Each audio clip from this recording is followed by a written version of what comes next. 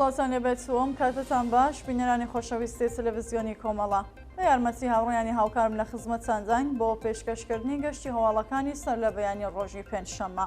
سەرەتا سەردێڕی گرنگترین هەواڵەکان: کۆبوونەوەی خانشینکراوانی کێشواری لە سنە و کرماشان، درێژەی دروشم نووسینی کچان لە شارەکانی کوردستان و ئێران، پشتڕاستبوونەوەی حکمی زیندانی پەرهام پەروەری لە دادگای پێداچوونەوە، کۆبوونەوەی کرێکارانی ڕسمی نەوت لە سەکۆی بێهری گانسەر، مانگرتنی خوێندکاران لە محەوەتەی زانکۆی بەهەشتی تاران، بێبەریکردنی عەزیز قاسمزادە لە مەرەخەسی جەرمانی، دەرکردنی خەشایار سفیدی لە زانکۆی هۆنەری تاران و پشتڕاستبوونەوەی حکمی زیندانی هەتاهەتایی حەمید نووری لە سوید.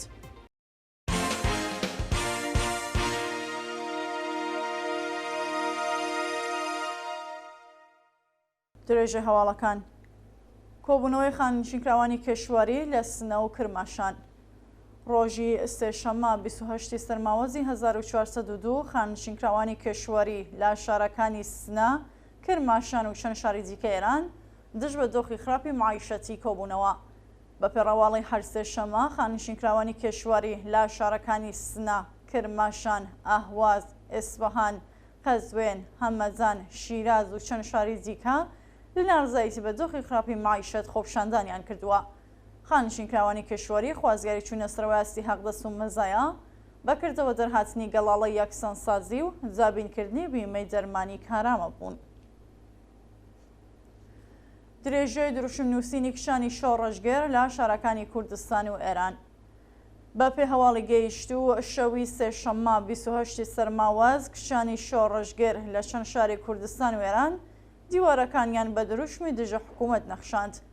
کشانی ئازادی خواز و بەرابەری تەڵەب دروشمەکانی مەرگ بۆ خامنەئی، مەرگ و نەمان بۆ کۆماری ئیسلامی، نۆرەی لە سزارەزانی قازیەکانی مەرگیش دێت، ژن ژیان ئازادی، شۆڕەش درێژەی هەیە و وای بۆ ڕۆژەی چەکدار بینیان لەسەر دیواری شارەکان نووسیوە.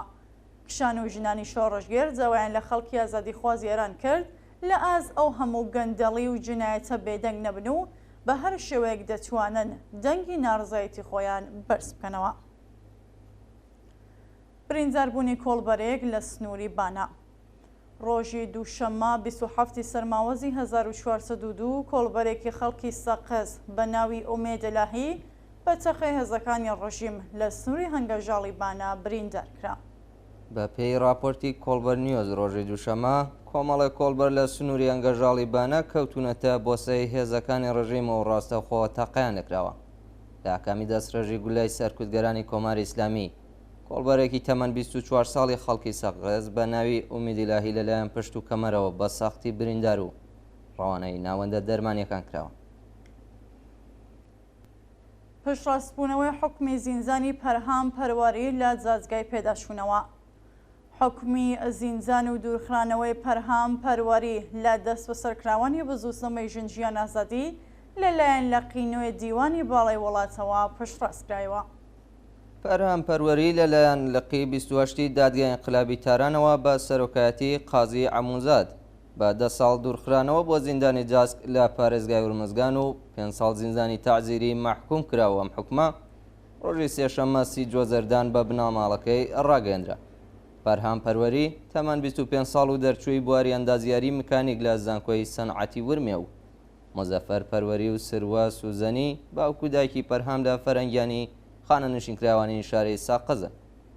پەرهام پلەی سێمی مەلەوانی لە ئاسی ئێراندا هەیە و چەندین خەڵاتی لە ئاسی ناوچەیی و لە بواری خوێندکاری بەدەستێنەوە. کۆبوونەوەی کرێکارانی ڕسمی نەوت لە سەکۆی بێهری گانسەر. ڕۆژی سێشەممە 28 سەرماوەزی 1402 کرێکارانی ڕسمی نەوتی شاغەڵ لە ناوچەیە مەڵیاتی سەکۆی بێهری گانسەر دژ بە جێبەجێ نەکردنی جاخوازیەکانیان کۆبوونەوە. کرێکارانی ڕسمی نەوت خوازیاری وەلانانی سەقفی حەقدەست، وەلانانی ئاسەنگیەکانی بەردەم حەقی سەنەواتی خانەنشینی بەکردەوە دەرهاتنی مادەی دێ ئەرک و بەرپرسیارەتی کرێکارانی سەنعەتی نەوت، گەڕانەوەی و بڕەپارەیە لە ساڵانی ڕابردوو وەکو باج لەسەر حەقدەستەکانیان کەمکراوە و کۆسایی هێنان با دەستێوەردانەکانی دەوڵەت لە سندوقی خانەنشینی کرێکارانی سەنعەتی نەوت بوون. مانگرتنی خوێندکاران لە محەوەتەی زانکۆی بەهەشتی تاران. بەیانی دووشەممە 27 سەرماوەزی 1402 خوێندکارانی کۆلێژی حسابات لە زانکۆی بەهەشتی لە نارزایەتی بە کۆکردنەوەی بووفە و شوێنی حەسانەوەی خوێندکاران لە نێولابی زانکۆ مانیان گرتو لە نێو مەحەوەتەی زانکۆ کۆبوونەوە. باپی راپۆرتەکان حراسەتی زانکۆی بەهەشتی بە بیانووی ئەوەی کە کچ و کوڕ پێکەوە لە بەردەم بووفە کۆ دەبنەوە یان لەسەر کۆمەڵێک سەندەڵی دادەنیشن کە ڕوبەڕووی کوڕانە کافیتریای زانکۆی داخستووە و سەندەڵیەکانی نێو مەحەوەتەشی کۆکردوێتەوە. بەیانی دووشەممە کاتێک خوێندکاران ئەوە گۆڕانکاریان بینی کلاسەکانی دەرسیان داخستو لە نێو مەحەوەتەدا کۆبوونەوە. بە پێزانیاریەکان هێزەکانی حراست هێرشیان کردووەتە سەر خوێندکاران و بێڕێزیان بەکشان کردووە. ناڕزایەتی کرێکارانی پەیمانی لە ڕێکخراوی ڕێگەیاندنی ئێران. کرێکارانی پەیمانی شاغڵ لە ڕێکخراوی ڕێگەیاندنی ئێران ڕۆژی سێشەممە 28 سەرماوەزی 1402 لە زۆخی خراپی پیشەی و معیشەتی ناڕزایەتیان دەربڕی. بەپێ راپۆرتەکان کرێکارانی پەیمانی شاغڵ لە ڕێکخراوی ڕێگەیاندنی ئێران خوازیاری پێدانی حەقدەست و مەزایەت وەخراوەکان بردنە سەرەوەی یاستی حەقدەست بەپێی هەڵی هەژاری، گۆڕانی گرێبەستەکان، زابینکردنی بیمە و ئەمنیەتی پیشەیی، پەردەختی پاداشتی شەوی یەلدا و چاکسازی لە بواری ژیان و معیشەتیان بوون. بێبەرەکردنی عەزیز قاسمزادە لە مەرەخەسی جەرمانی. بەپێ راپۆرتی شۆرای سنفی فەرهەنگیانی ئێران بەرپرسانی زیندانی ڕەشت عەزیز قاسمزادە لە چالاکانی سنفی فەرهەنگیانی گیلانیان لە مافی مەرەخەسی جەرمانی بێبەش کردووە. بە پێ راپۆرتە عەزیز قاسمزادە تووشی چەند نەخۆشی بووە و پێویستی بە دەرمان لە دەرەوەی زیندان هەیە، بەڵام بەرپرسانی زیندان لەگەڵدانی مەرەخەسی دەرمانی بەو چالاکە سنفیە دژایەتی دەکەن. شانی باسەکە عەزیز قاسمزادە لە ساڵی 1400ەوە بە بیانەوەی بەشداریکردن لە کۆبوونەوەی ناڕزایەتی فەرهەنگیانی ئێران دەست بەسەر و لەو کاتەوە بە تۆمەتی تەبلیغ دژی نظام زیندانی کراوە. لە سەدارەزانی دوو بەندکراو لە زیندانی قزڵ حەسار.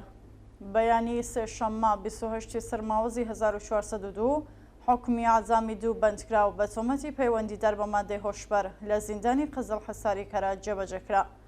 بە پێڕاپۆرتەکان ناسناوی یەکێک لە بەندکراوان بریتیە لە ئیسماعیل مەنسووری ئەجباری تەمەن 35 ساڵ.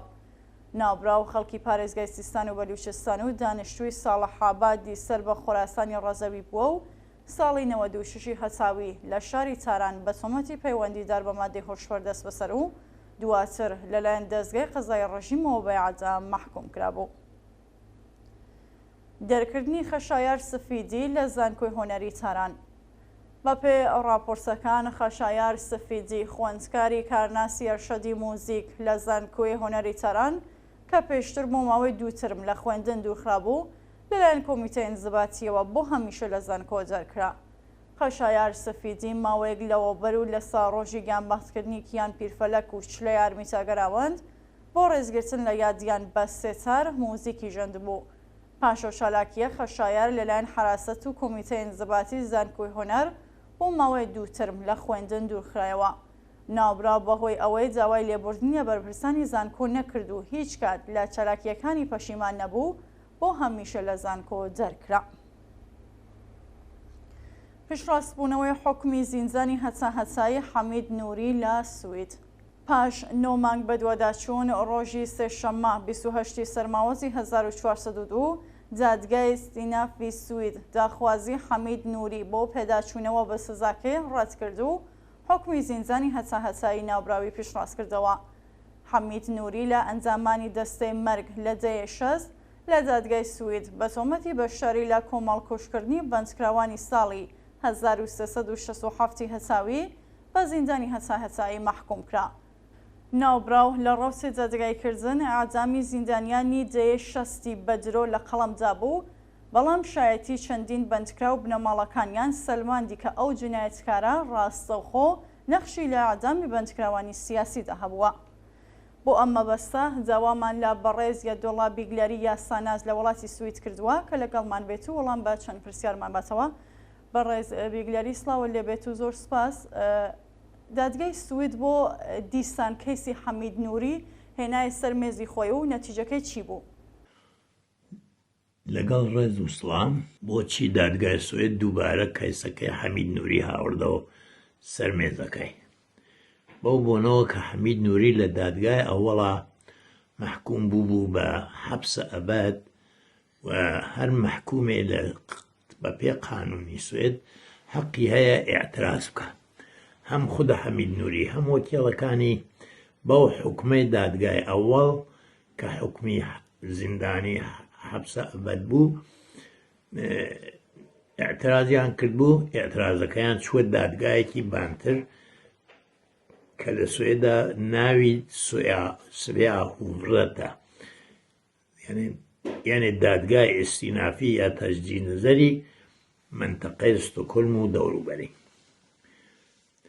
ئەم حکومە لە دادگای بانا لە دادگای تەجدید نەزەریجا تەئید کراوە تەئیدەکەی بەو شکڵە بوو کە ئێعترازاتی وکەلاو خودە حەمید نووری وارد نەوگە بە نەزەر دادگا و تەشخیصیان داگە کە دادگای ئەوەڵ دروست کارەکەی بردگەسە بەرەوە و حکم محکومیەتەکە قانونی و دروستە و ئەشێ تەئید کردێ.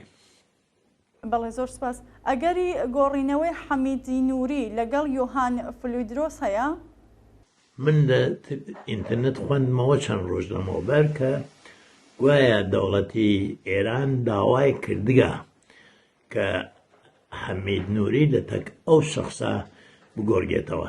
ئێران ڕەویە ئەوەسەکە گرەوگان بگرێ بارمتە بگرێ خەڵکی عادی کە یا توریست بووگەن یا بۆ کارێتر هاتنە سە ئێران یا هاتکن ئێرانی بووگن و قەوم و کەسیان ببینن ئەمانیە گرتگە بەعنوان گرەوگان بەعنوان بارمتە ڕایانی گرتووە دوایی لە تەک کەسانێکا کە لە دادگاگە لە ئەو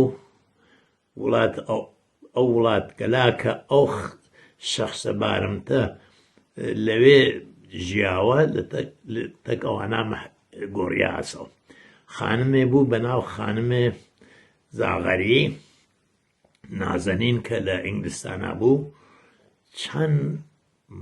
چەندین مانگ لە زیندانە ڕایان گرت زاهرەن ئەوەڵ بە عنوان جاسوس گردیان دوایی معلوم بوو بێگوناهە منتەها ئەوان هەر وەک جاسوس ڕایان گرت تا گۆڕیاوە بە ئیددەیە کە ڕوویون سەفیری ئیسرائیل لە منتەقەی تایلەندەوە نابکوژە ئەمە کارێکە کە لەوەبەر سابقەی کەم بووگە لە دنیا جمهوری ئیسلامی ئەم نەوە کەڵک گەلەوە ئەم ڕێگە غێر قانونی گەریە دۆزیگە سەو بۆ هێن محسن ڕەزایی کاندید ریاسەت جمهوری بوو ڕایگەیان کە باشترەوەسە ئێمە چەندین نەفەر ئامریکایی و ئوروپایی بگرین دوایی بە ملیاردها دلار بیان گۆڕینەوە.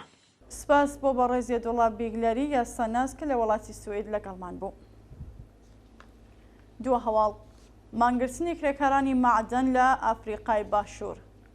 ڕۆژی سەرشەمە 28 سەرماوەزی 1402 2200 کرێکاری شاغەڵ لە معدەنێکی ئافریقای باشوور لە نارزایەتی بەجۆخی خراپی پیشەیی دەستیان لە کارکێشایەوە مانیان گرت.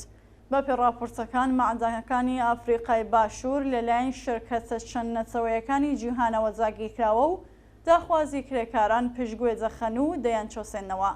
کرێکارانی ناڕازی خوازیاری پێدانی حەقدەستە دۆخراوەکان نوێکردنەوەی گرێبەستەکانیان چوونە سەرەوەی ئاستی حەقدەست و مەزایە دابینکردنی ئەمنیەتی پیشەیی و ئیمکاناتی ڕەفاهی بوون. بینەرانی خۆشەویست هەواڵەکانتان پێشکەشکرا هەر شاد و واستو دەبن.